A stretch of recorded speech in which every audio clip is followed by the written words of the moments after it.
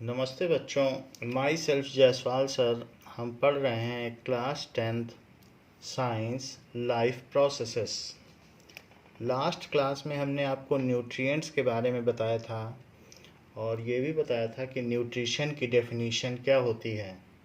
देखिए, प्लांट्स में भी कुछ मूवमेंट्स होते हैं, जैसे कि सनफ्लावर फेस कर लेता है टुवर्ड सनलाइट। तो इसी तरीके का इसमें दिखाया गया है कि किस तरीके से सारे सनफ्लावर ये सन की तरफ हो जाते हैं। जिधर जिधर सन जाएगा उधर ही उधर सनफ्लावर जाते हैं। ये देखिए, all sunflowers are moving toward sun. तो इस तरीके से प्लांट्स में भी मूवमेंट्स होते हैं, वो स्लो होते हैं, लेकिन जिधर भी जैसे ही सन ईस्ट टू वेस्ट जाता है वैसे ही सारे सनफ्लावर का फेस भी वैसे वैसे चेंज होता जाता है। आप सनफ्लावर को देखकर ये पता लगा सकते हैं कि सन कहाँ पर है, और इस वजह से ही इसका नाम सनफ्लावर है। नाउ कुछ और भी चीज़ें हमने आपको बताई थी, जैसे ग्लूकोज एंड स्टार्च। तो glucose and starch, this is glucose. जैसे ग्लूकॉन डी होता है, that is glucose. And starch, ये स्टार्च भी एक वाइट पाउडर है जो कि व्हीट में पाया जाता है, राइस में पाया जाता है। तो उसमें 85% स्टार्च होता है, तो उसी को एक्सट्रैक्ट किया गया है। तो ये रिवाइव, जो रिवाइव आप लेते हैं साड़ी के कलफ के लिए, वो बाज़ार में जो मिलता है वो सब वो प्योर स्टार्च।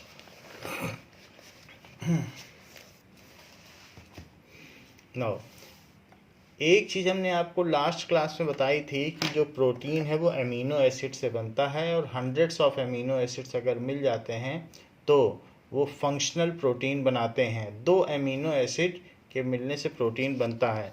इसमें एक चीज़ आप पेमेंट कर लो कि अमीनो एसिड्स जब ये इस तरीके से हो, यानी कि जैसे ये NH2 है अमीन और ये एसिड है, तो ऐसा ही इधर भी लिख लो, दैट इज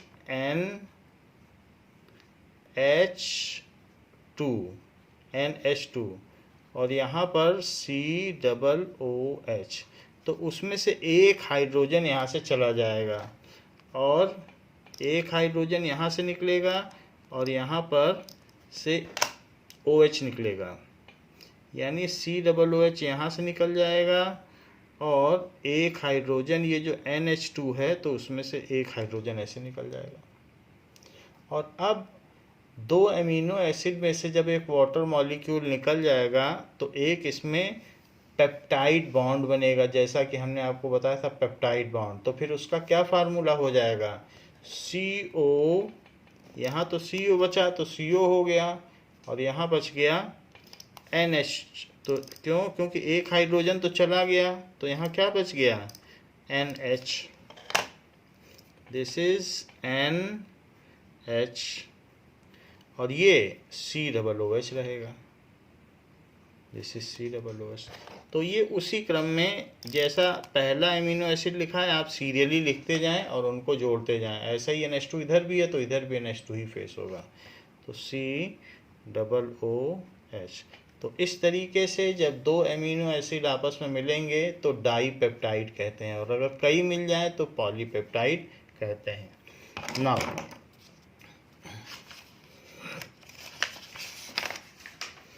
अब हम देखेंगे कि what are the various modes of nutrition. तो अलग अलग मोड्स ऑफ न्यूट्रिशन क्या है, लोग अपना न्यूट्रिशन कैसे पाते हैं। What are the various process by which various organism acquire their nutrition is known as modes of nutrition. So modes of nutrition,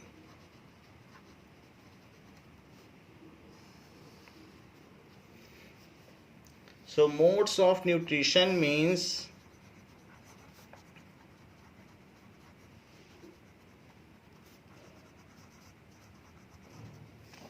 method of procuring food or obtaining food, that is method of procuring या फिर obtaining food.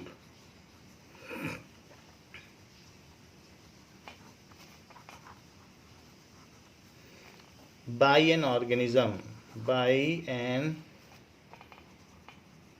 Organism, जैसे कुछ ऐसे organism हैं जो अपना food खुद prepare करते हैं, कुछ ऐसे ऑर्गेनिज्म हैं जो दूसरों पे डिपेंड रहते हैं, तो उन्हीं के बेसिस पर ये मोड ऑफ न्यूट्रिशन डिफाइन किया गया है। सो mode of nutrition is mainly of two types. अगर हम इसका फ्लो चार्ट देखें तो ये दो तरीके का है। One is autotrophic and other is heterotrophic. Autotrophic and other is heterotrophic, दो तरीके का है। Now autotrophic mode of nutrition, in this case the organism prepare their own food with raw materials like CO2 and O2 in presence of sunlight. So organism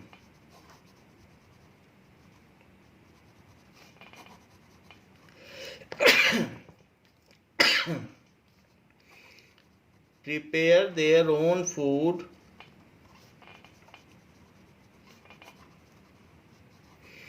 from simple raw materials like CO2, water, ऐसे। तो वो raw material से खाना बना लेता है in presence of sunlight and chlorophyll. तो chlorophyll की प्रेजेंस में वो खाना बना लेता है, तो उसको ऑटोट्रोपिक मोड ऑफ न्यूट्रिशन कहते हैं। ऐसा न्यूट्रिशन ब्लू ग्रीन एल्गे में पाया जाता है जो किंगडम मोनेरा के होते हैं। तो प्लांट्स में होता है, प्लांट्स ब्लू ग्रीन एल्गे उनमें किया होता है। नाउ अब हीट्रोट्रोपिक मोड ऑफ न्यूट्रिशन ये क्या है? दैट मीन्स हीट्रो, ऑटो का मतलब सेल्फ और हीट्रो का मतलब अदर। तो ऑटो से हमें याद रखना चाहिए सेल्फ मोड ऑफ न्यूट्रिशन, खुद ही बना लेते हैं सेल्फ। और हीट्रो का मतलब they depend for nutrition on other, ये ग्रीक वर्ड है। So they depend for nutrition on plants, they can not synthesize their own food. So organism cannot synthesize their own food. Organism cannot synthesize their own food, so depend for their nutritional needs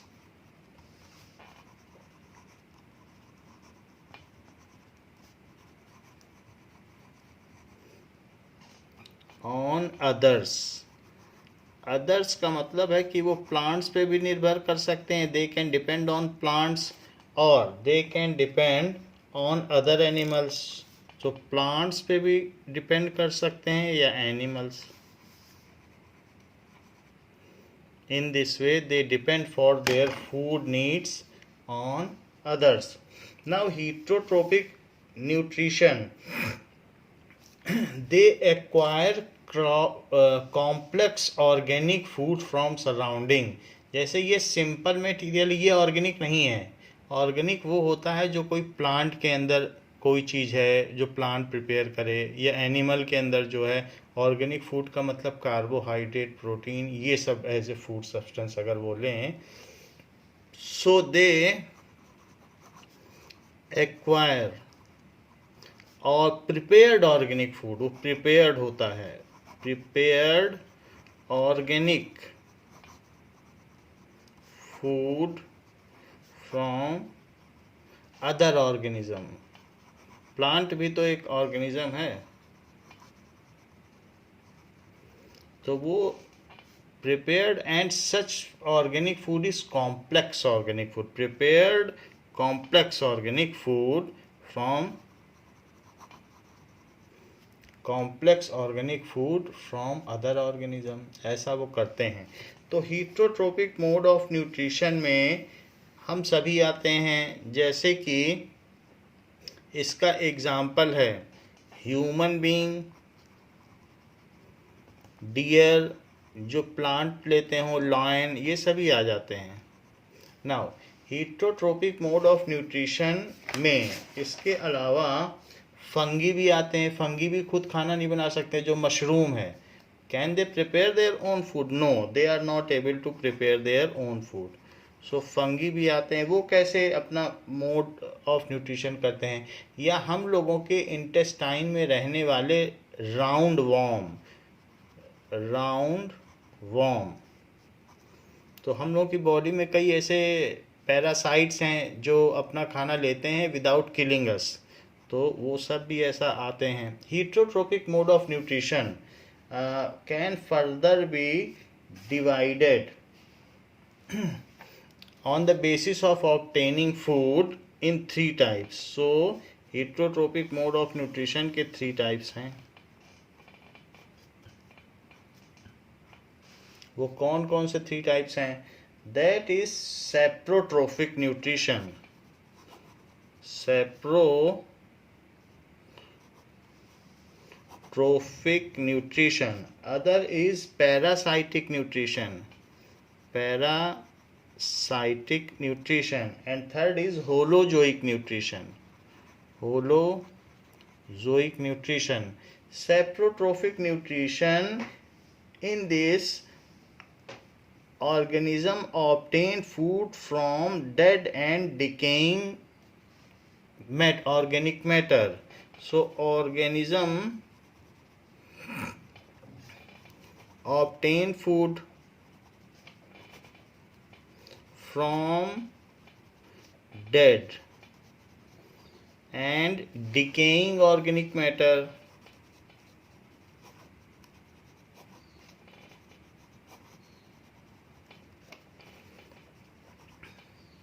जैसे आपने देखा कि जो fungi होगा वो सड़ी हुई लकड़ी पे उगाएगा, इसी तरीके से जो बैक्टीरिया हैं वो क्या करते हैं, जो कुछ भी डेड एनिमल से मर जाता है तो उसको वो कंज्यूम कर लेते हैं और हमारे एटमॉस्फेयर को क्लीन करते हैं। तो बैक्टीरिया उनको, जो भी डेड एंड डिकेइंग एनिमल्स के रिमेनेंट्स हैं, उनको खा जाते हैं और हमारे एनवायरनमेंट को क्लीन करते हैं। तो इस तरीके से सेप्रो और ट्रोफिक न्यूट्रिशन, सेप्रो का मतलब है डेड, यानी मृतोपजीवी। जो मरे हुए लोगों के ऊपर जिंदा रहते हैं उनको कहते हैं मृतोपजीवी। और सेप्रोस का मतलब डेड होता है, तो सेप्रोज प्लस ट्रोफिक। सो इस तरीके से that is mode of nutrition. Trophic का मतलब mode of nutrition. So dead and decaying matter पर वो जिंदा रहते हैं। जैसे आप फंगी को देखो तो वो सड़ी हुई लकड़ी पर ऐसे उग आता है, जैसे यहाँ दिखाया गया है ये फंगी। सो इट इज़, कोई भी लकड़ी है बारिश में सड़ गई है तो उस पर फंगस उगाई है, तो इस तरीके से वो अपना मोड ऑफ न्यूट्रिशन लेते हैं। इसके अलावा दूसरा ये राउंड वॉर्म है, ये हम लोगों के इंटेस्टाइन में रहता है और वहीं पर ये हमारा खाना खाता रहता है। और कई बार क्या होता है कि स्टमक एक होता है या कुछ होता है, इसकी वजह से ही होता है। मुंह से अगर ज़्यादा लार गिरती है, सलाइवा गिरता है, तो भी पता चलता है कि पेट में राउंड वॉर्म है। और इसके लिए 6 मंथ्स में हम लोग एल्बेंडाजोल खाते हैं, जिससे कि पेट में जो राउंड वॉर्म है वो निकल जाए। तो पैरासाइटिक मोड ऑफ न्यूट्रिशन क्या होता है? इसके पहले तो आप ये लिख लें इसके एग्जांपल्स क्या क्या हैं। तो इसका एग्जांपल हो गया फंगी, मशरूम उसी का एक टाइप है। ब्रेड माउल्स, ब्रेड के ऊपर भी कभी कभी ग्रीन कलर का कुछ आ जाता है। ये सारी चीज़ें हो सकती हैं। And there are various bacterias also, जो कोई भी चीज़ है, अगर कोई डेड है चीज़ है तो वो ज़्यादा दिन नहीं रह पाती, बैक्टीरिया उसको डिके कर लेते हैं, bacteria. So that's why they are known as sanitary inspector, ये सफाई कर्मचारी कहलाते हैं, because they clean our environment, hence keep the environment able to live, तो ये हमारे चारों तरफ के पर्यावरण को रहने योग्य बनाते हैं, that's why they are called sanitary inspectors. Parasitic mode of nutrition. In this mode of nutrition, organism derive its food from body of another living organism without killing it. So in this mode, organism derive its food from other living organism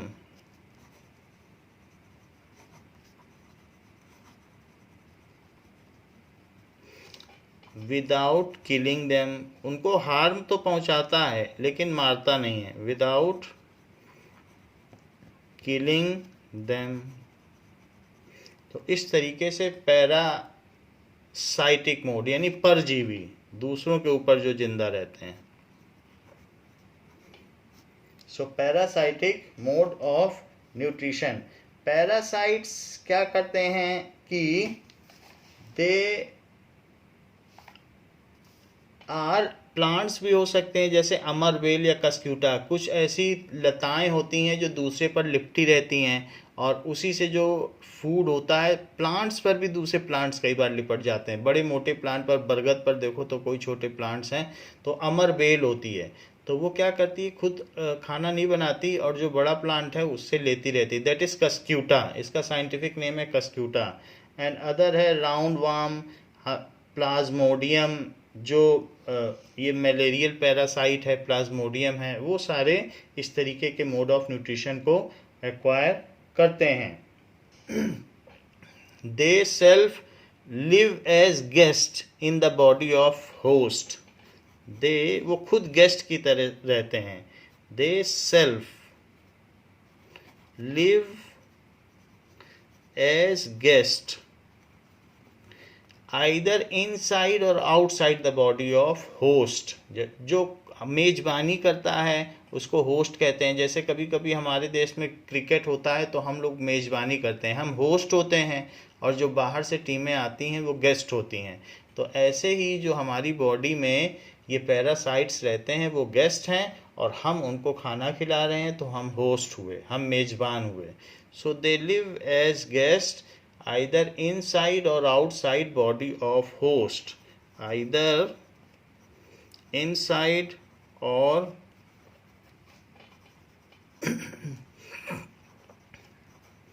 body of host। इसमें अमरबेल आ जाएगी, that is Cuscuta, जो लताओं या वल्लरी के रूप में दूसरे पेड़ पर लिपटी रहती है, या फिर फाइलेरिया, दैट इज़ प्लाज्मोडियम, जो फाइलेरियल पैरासाइट है जो मलेरिया फैलाता है। सो प्लाज्मोडियम,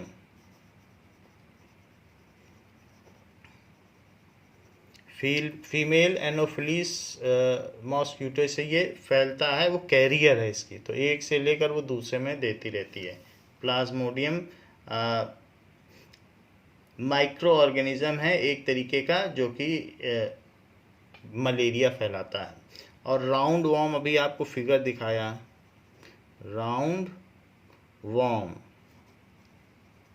जो ह्यूमन इंटेस्टाइन में, ये ज़्यादातर जानवरों के अंदर रहता है और खाता रहता है, तो राउंड वॉर्म।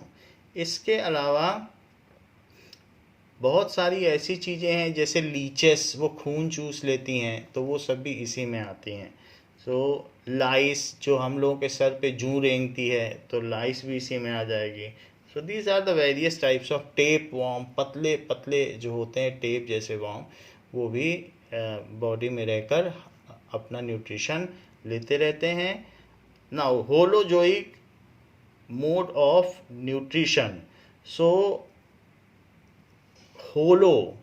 होलो का मतलब solid nutrition, so holo that is solid. So the organism which engulf the solid food and digest it within their body are using this mode of nutrition. So in this organism क्या करता है, engulf निगल लेता है या खा लेता है, engulf complex organic food, complex जो हम लोग खाते हैं, चाहे हम लोग प्लांट्स बेस्ड फूड खाएं या एनिमल को कुछ लोग खाते हैं, सो वो सब कॉम्प्लेक्स ऑर्गेनिक फूड है। सो वो ले लेता है एंड तो इसके लेने के बाद and digest it with in their body, and digest it within their body। तो इस तरीके के मोड को कहते हैं फीडिंग ऑन सॉलिड फूड, उसको कहते हैं होलोजोइक न्यूट्रिशन। इसका मतलब होता है feeding on solid food.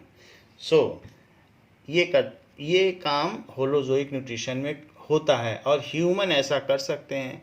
Human है, डियर है, लायन है, ये सब ऐसा कर सकते हैं। Human, deer, lion. अब ये जो होलोजोइक मोड ऑफ न्यूट्रिशन है, इसमें दो तरीके के लोग होते हैं, एक हर्बीवोरस न्यूट्रिशन और दूसरा carnivorous nutrition. So all herbivore, जो प्लांट खाते हैं वो हर्बीवोर हैं, और जो मीट खाते हैं, फ्लैश खाते हैं, वो कार्निवोर हैं। So all herbivore and carnivore come under this category। all herbivore, herbs को जो खाते हैं, जो plants को, all herbivore and carnivore, flesh eating, carnivore।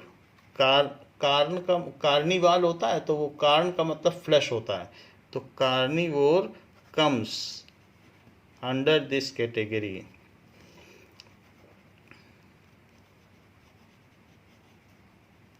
तो इस तरीके से हमने देख लिया कि मोड ऑफ न्यूट्रिशन के क्या फ्लो चार्ट हैं। Now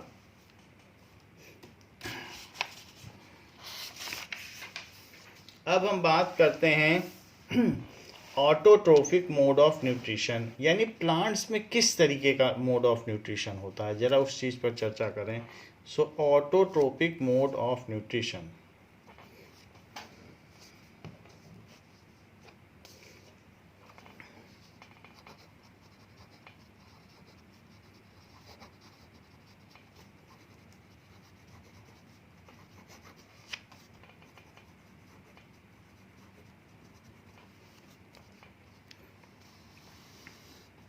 autotrophic mode of nutrition in this way, in this method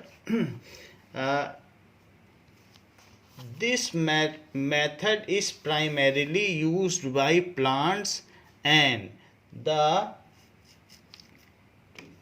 organism containing chlorophyll. या तो प्लांट्स में तो क्लोरोफिल होता ही है, या दूसरे ऑर्गेनिज्म जैसे कि हमने आपको बताया ब्लू ग्रीन एल्गे, उसमें भी क्लोरोफिल होता है।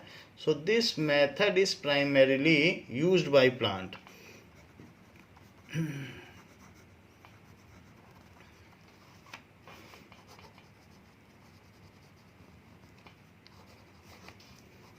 used by plants containing chlorophyll.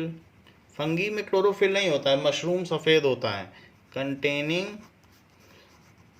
Chlorophyll. Chlorophyll क्या है? क्लोरोफिल के अंदर मैग्नीशियम होता है, तो मैग्नीशियम की वजह से ही उसका कलर ग्रीन होगा। तो उसमें मेनली एलिमेंट मैग्नीशियम है और उसका कलर ग्रीन होगा। सो कंटेनिंग क्लोरोफिल, दे ट्रैप सनलाइट। वो क्या करते हैं? Trap sunlight and derive their own food. Derive their own food and derive का मतलब prepare their own food,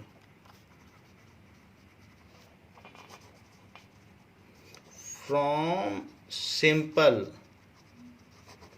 non organic substance like carbon dioxide and water. तो इस तरीके से वो अपना खाना बनाते हैं।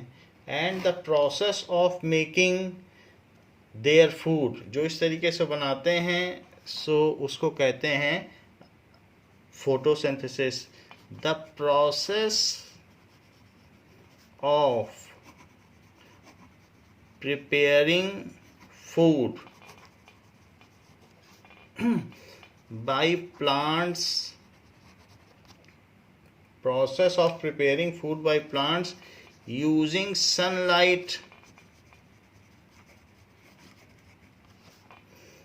in presence of chlorophyll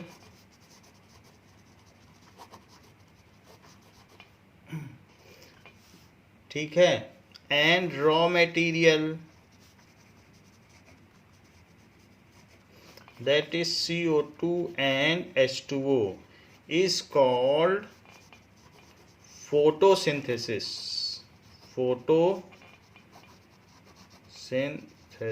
इसलिए बता रहा हूँ, फोटो लाइट की प्रेजेंस में सिंथेसिस, नहीं तो आप लोगों ने पढ़ा हुआ होगा कीमोसिंथेसिस, केमिकल की प्रेजेंस में भी खाना बनता है। जैसे सी के अंदर सी वीड्स होते हैं तो वो केमिकल से खाना बना लेते हैं, उसको कहते हैं कीमोसिंथेसिस।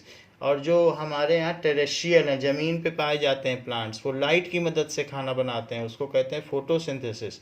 तो फूड की सिंथेसिस कई टाइप्स की होती हैं, जिसमें से अभी हमें फोटोसिंथेसिस ही पढ़ना है जो प्लांट यूज़ करते हैं। नाउ इसके अलावा what ever food is prepared by plant, इसको कहते हैं प्रकाश संश्लेषण। प्रकाश की मदद से फूड का संश्लेषण, तो उससे भी नाम आ जा रहा है फोटोसिंथेसिस, प्रकाश और संश्लेषण।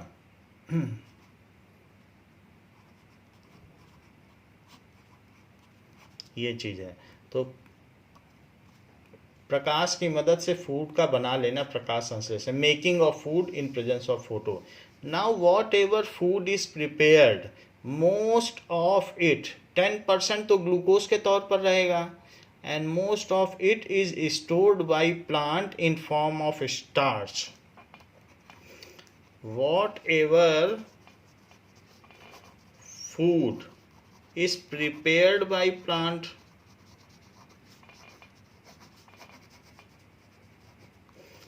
जो भी वो खाना बनाते हैं, is stored in form of starch,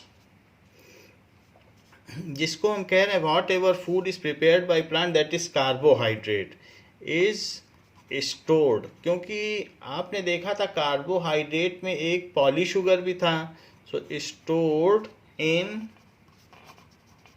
form of starch के तौर पर रह जाएगा। वाइट तरीके का एक पाउडर, स्टिकी पाउडर होता है, जैसे आटा होता है स्टार्च, कैसा स्टिकी सा होता है जब हम उसको नीडिंग करते हैं, तो स्टार्च के तौर पर रहता है। सिमिलर सिचुएशन अकर्स, यानी in animal the food is stored in liver in form of glycogen, दोनों का फार्मूला एक है।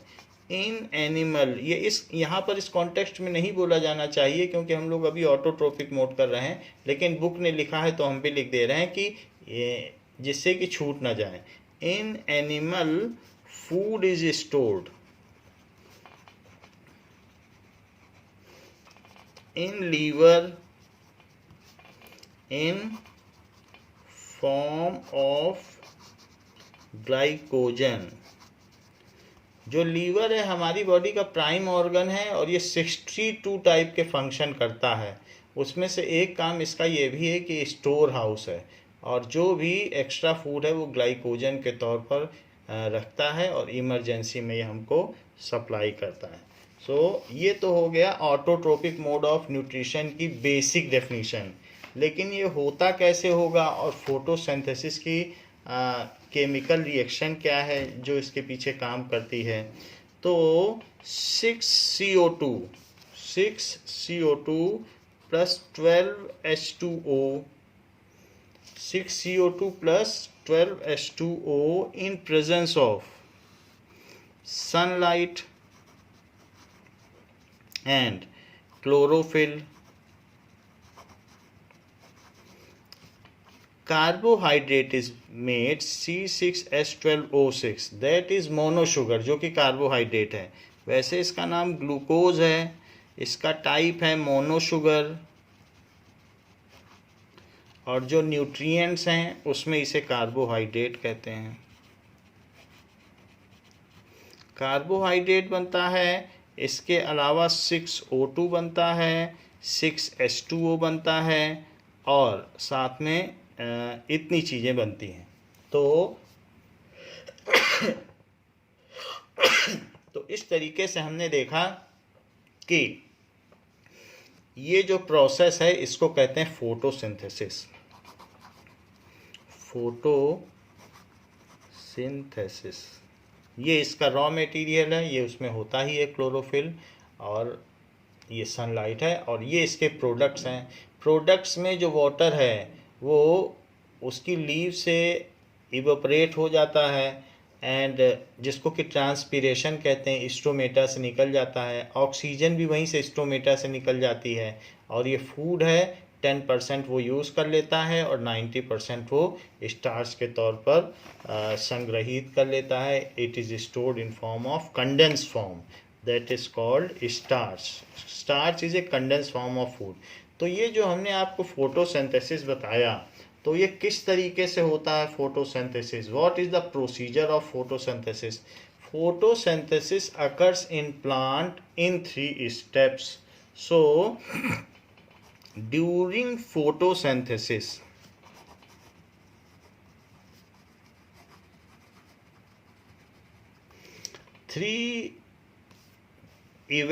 following events occur. Following event occurs. ये मल्टी स्टेप रिएक्शन है, as it is a multi step reaction. ये सीधी नहीं हो जाती, as it is multi step reaction. क्या आपको मालूम है कई ऐसे प्लांट्स हैं कि वो दिन में सनलाइट लेते हैं, और रात को अगर आप उनको रात को पानी दो तो वो सनलाइट ट्रैप कर लेते हैं और रात को खाना बनाते हैं। ऐसा नहीं है कि धूप में ही सब खाना बनाए, तो ऐसे भी प्लांट्स हैं जो नाइट में भी फूड बना लेते हैं, क्योंकि जब जब जो चीज़ उनको अवेलेबल मिलती है वो इकट्ठा करते जाते हैं और फिर खाना बनाते हैं। तो इस तरीके से ये मल्टी स्टेप रिएक्शन है। वो कौन कौन से स्टेप्स हैं ज़रा वो देखें। What are the multi-step reaction? So following are the process occurring during photosynthesis. Following are the process occurring during photosynthesis.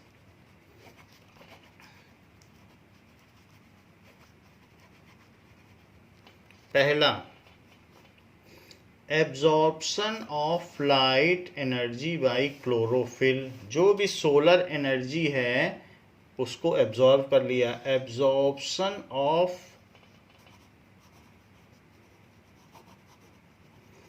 Light या solar energy, so energy in presence of chlorophyll. Chlorophyll ही है जिसकी वजह से sunlight absorb हो पाती है।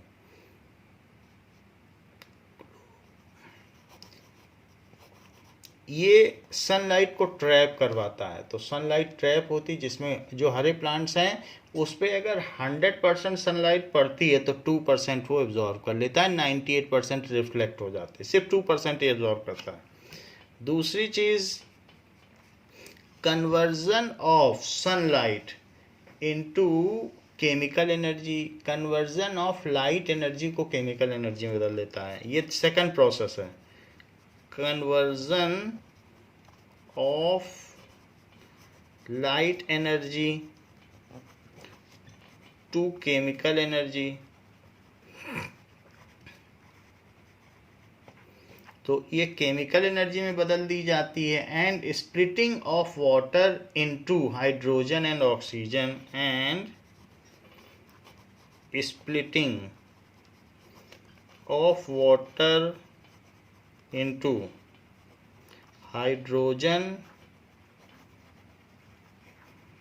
And oxygen. तो इसमें तोड़ दी जाती है splitting of water into hydrogen and oxygen. जैसे कि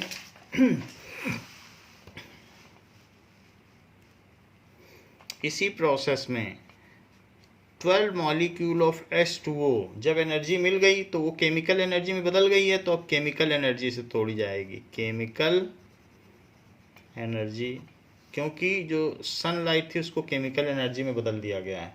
और ये 12H2 प्लस 6O2, देख लो 12 वो हैं, यहाँ भी 12 वो हैं। तो इस तरीके से splitting of water molecule into hydrogen and oxygen, ये सेकेंड प्रोसेस है। और थर्ड प्रोसेस क्या है? That is reduction of CO2 into carbohydrate, reduction of CO2 into carbohydrates। यानी जो CO2 है उसमें 6 मॉलिक्यूल ऑफ CO2। अच्छा, इसमें से क्या क्या बना? इसमें जो हाइड्रोजन है वो यूज़ होगी, तो 12H2। आपको मालूम है हाइड्रोजन का जुड़ जाना ही रिडक्शन है और ऑक्सीजन का निकल जाना ही रिडक्शन है। तो दोनों काम यहाँ होंगे, एक तो हाइड्रोजन ऐड होगी और दूसरा काम क्या होगा? ऑक्सीजन निकलेगी। सो 6, दैट इज C6H12O6, C6H12O6 बन गया। तो हाइड्रोजन जुड़ गई और इसमें वाटर निकल जाएगा, दैट इज 6H2O ऐसे। तो हाइड्रोजन ऐड हो गई है इसमें। अब 12 ऑक्सीजन थी तो 6 बची हैं, बाकी 6 निकल गई। तो removal of oxygen is also known as reduction. तो ये रिडक्शन हो गया। रिडक्शन किसका हुआ है? CO2 का। इसमें ये CO2 का इसमें रिडक्शन हो गया। अच्छा, अगर मैं आपसे पूछूं ऑक्सीडेशन किसका हुआ है, तो हाइड्रोजन का, क्योंकि हाइड्रोजन में ऑक्सीजन जुड़ गई। तो जब भी किसी चीज़ में ऑक्सीजन जुड़ती है तो अगर आप चाहें तो लिख सकते हैं, वो इसके कॉन्टेक्स्ट में नहीं है लेकिन आप अपनी जानकारी के लिए चाहें तो लिख सकते हैं कि ये ऑक्सीडेशन है। ऑक्सीजन जुड़ गया ना, तो oxidation. Particular count out of context है, बट अपनी जानकारी के लिए ये रिडक्शन मुख्य है। Reduction of CO2 into carbohydrate, ये कार्बोहाइड्रेट है। कार्बोहाइड्रेट सोर्स ऑफ एनर्जी होता है, जो कार्बन, हाइड्रोजन और ऑक्सीजन से मिलके बनता है, उसको कहते हैं कार्बोहाइड्रेट। तो ये कार्बोहाइड्रेट है। देखिए, दो अलग अलग चीज़ें होती हैं, वो मैं आपको बता दूं। एक होता है हाइड्रोकार्बन। हाइड्रोकार्बन फ्यूल होता है, जैसे CH4 मीथेन, जो CNG है, जो हम लोगों में ऑटो में यूज़ होता है। हाइड्रोजन और कार्बन से मिलके बने तो फ्यूल। और कार्बोहाइड्रेट क्या है? ये सोर्स ऑफ एनर्जी है, that is source of energy, जो कि CH और O से मिलके बनेगा। C6H12O6, C12H22O11 और C6H10O5 to the power n, जहाँ n की वैल्यू 1000 या 1000 से ऊपर है। तो आपने देखा कि हाइड्रोकार्बन हाइड्रोजन और कार्बन से बनता है, जबकि कार्बोहाइड्रेट ये है जो कि सोर्स ऑफ एनर्जी है। ये चीज़ है। तो ये लिख रहा है कार्बोहाइड्रेट बन जाता है। तो 3 अलग अलग प्रोसेस आपने देखे। पहला प्रोसेस क्या है कि ट्रैपिंग या absorption of sunlight, second is converting into chemical energy and splitting water molecule, और तीसरा प्रोसेस क्या है, reduction of CO2 in carbohydrate. इन दोनों रिएक्शन को अब ऐड करो। तो इन दोनों रिएक्शन को एडिंग करने पर, क्योंकि ये it is multiple step reaction, it is not a single step reaction. तो मल्टीपल स्टेप रिएक्शंस में कुछ इंटरमीडिएट स्टेप्स होते हैं, कुछ फाइनल स्टेप्स होते हैं। तो टोटल जो एग्रीगेट रिएक्शन होती है वो हम लिखते हैं। सो इट इज़, यहाँ पर देखो क्या क्या है, 6CO2 प्लस यहाँ पर 12H2 है, तो 12H2 प्लस 12H2O, ये सब इधर वाली चीज़ ऐड कर दी। और यहाँ पर क्या क्या है, 12H2 plus 6O2 plus C6H12O6 और प्लस 6H2O। तो 12H2 12H2 कट कर दीजिए, क्योंकि जो यहाँ बना वो यहाँ कंज्यूम हो गया, बात ख़त्म हो गई। भाई एक ने बनाया, दूसरे ने, जैसे एक फैक्ट्री में कोई चीज़ बनती है फिर वो आगे के प्रोसेस में चली गई, जैसे आटा नीड हुआ उससे केक बन गया, तो आटा बचा कहाँ, तो यहाँ ये चीज़ बनी और वो यहाँ यूज़ हो गई, तो बात ख़त्म। ये हमें यहाँ लिखना ही नहीं चाहिए था, समझाने के लिए लिखा है, बट ये लिखने की ज़रूरत नहीं थी, मुझे ऐसे ही लिखना चाहिए था। तो इसलिए ये 6CO2 प्लस 12H2O, और यहाँ पर जो फर्स्ट स्टेप है उसे हमने नहीं लिखा है, हमें लिखना चाहिए सनलाइट। वो बात अलग है कि सनलाइट केमिकल एनर्जी में कन्वर्ट हुई है, और वो क्लोरोफिल की प्रेजेंस में सनलाइट ट्रैप की गई है, सो क्लोरोफिल।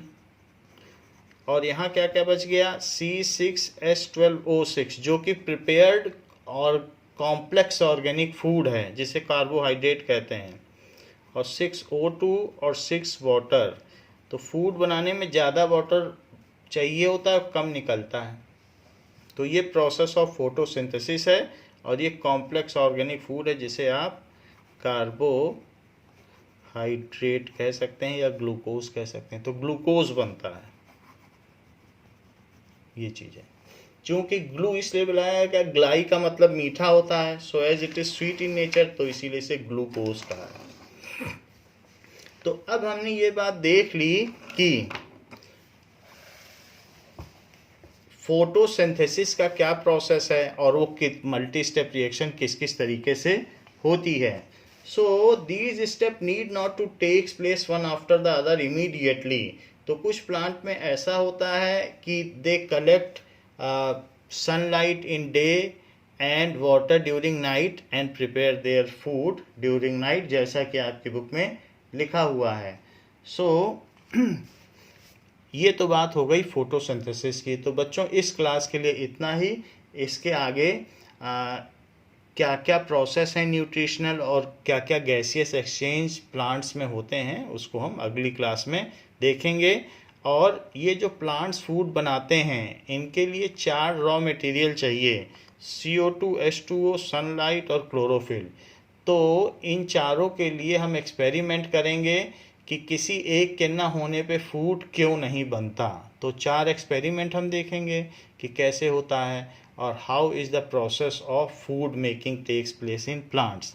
सो वो सारी चीज़ें देखेंगे। तो थैंक यू बच्चों।